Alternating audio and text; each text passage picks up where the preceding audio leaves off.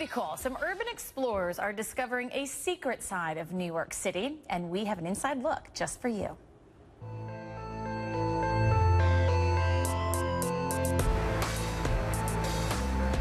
I remember the first time I climbed the Williamsburg Bridge was probably the first time I felt alive, or felt anything for that matter, in probably a year.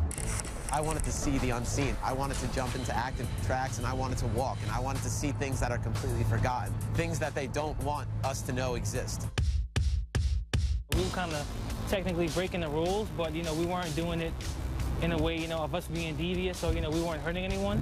The fact that I saw it as an artistic way to express myself as a person, I just kind of got into it, and I just took it from there.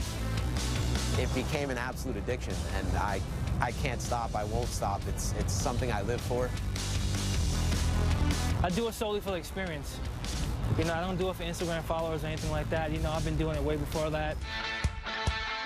It makes you feel small in a way. Like when you're on top of a bridge, and you're looking down at the city, you just feel, it really puts your life into perspective. I don't think there could ever be a limit because, yeah, there could be a limit in New York. You could hit every, abandoned spot, every rooftop, every bridge in New York. But there's these kind of spots all around the world. I went through a long stint of depression. Was even suicidal for a while, so it's kind of ironic in the way that I decided to climb bridges and go on top of buildings, because that's almost the way I decided to end my life. In a city where you feel like you own nothing for a while, this was my way of making something mine. Urban exploring, you see the gritty, the unseen of New York. Honestly, I don't worry about death. I probably worry about getting caught more often. The fear of staring death in the face and having the ability to conquer death is something that a lot of people think is insane, but to me it's a life worth living.